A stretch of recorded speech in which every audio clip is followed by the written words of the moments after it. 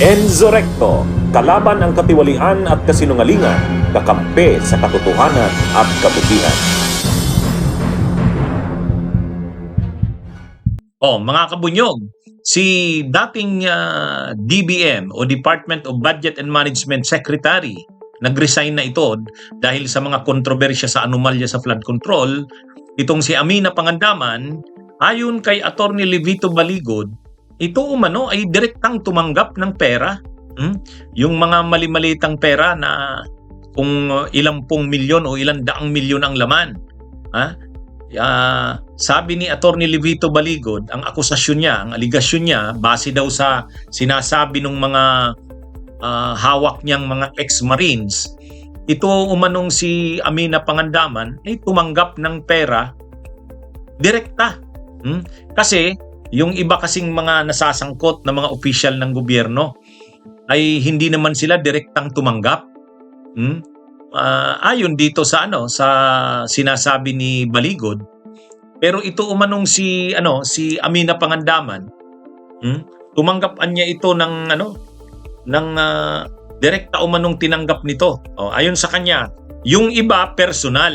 Halimbawa, si Secretary Pangandaman, siya mismo ang tumanggap Pumunta siya sa basement 3 ng Horizon Homes. Siya mismo ang tumanggap. So hindi totoo yung hindi direkta. Kumbaga, ang gustong patunayan dito ni Baligod, hindi daw yung ibang mga officials, hindi nila direktang natanggap ang pera. Pero mayroon ding mga officials na direktang tumanggap. Tulad nito ni Pangandaman. Kaya lang, ang sa totoo lang naman talaga kasi, bakit nga naman hindi na pinatawag itong si Pangandaman? Si Amina. Siya yung budget secretary Alam nga namang lahat ng mga nangyari na yon, na mga pag-release ng pondo, hindi niya alam. Parang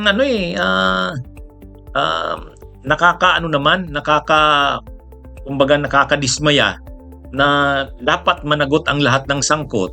Tapos yung nagre-release ng mga pondo, at yan ang budget secretary, ay hindi man lang inimbestigahan ng Senado, ng Blue Ribbon. Kaya dapat siguro kay Senador Ping Lacson, ipatawag pa rin itong si Amina Pangandaman. Pinatawag si dating DPWH Secretary Bunuan. Pero itong si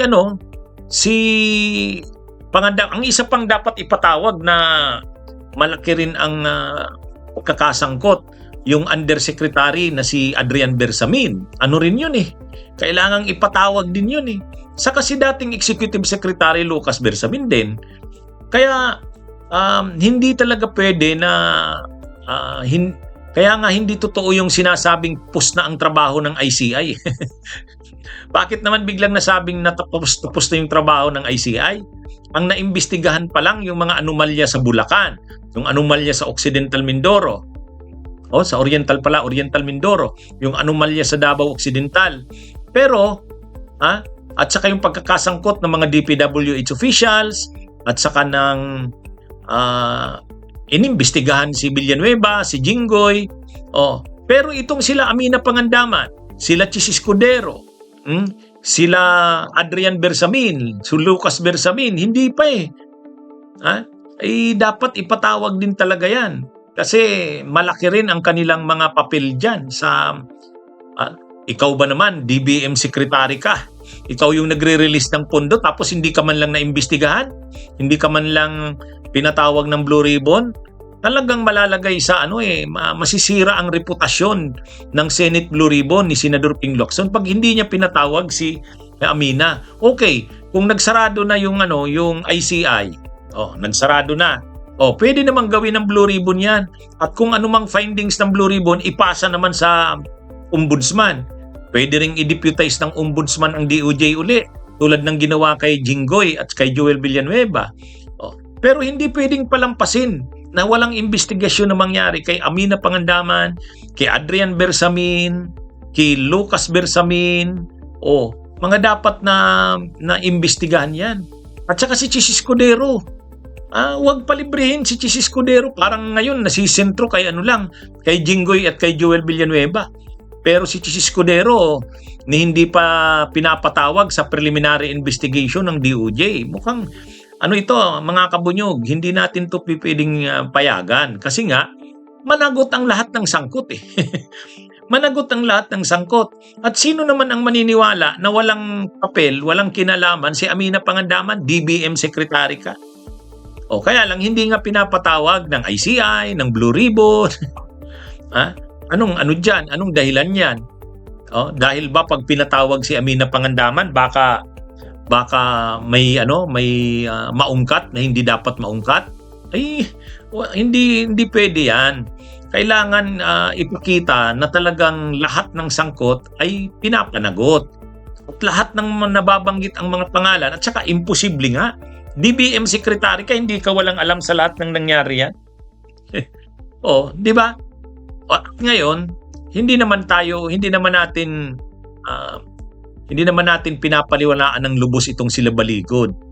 Pero, seryoso yung aligasyon nila Baligod na tumanggap ng direktang tinanggap ni Amina Pangandaman ng pera doon daw sa basement 3 ng Horizon Homes.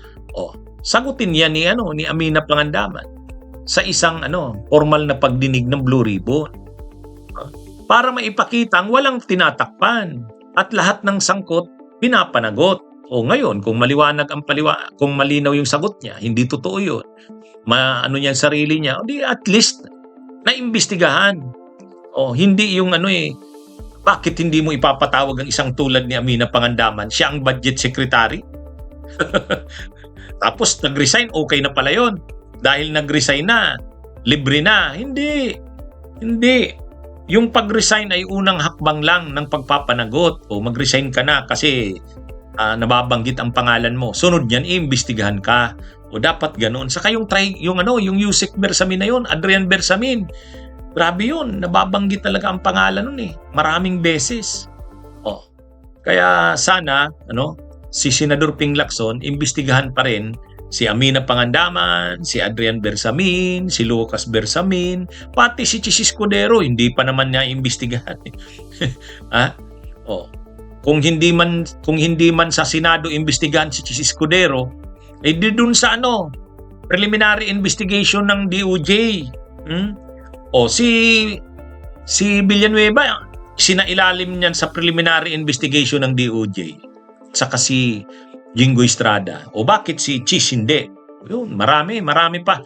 Kaya hindi tayo naniniwalang tapos na ang trabaho na yan tungkol sa pag-iimbestiga ng anomalya sa flood control na yan. Hindi.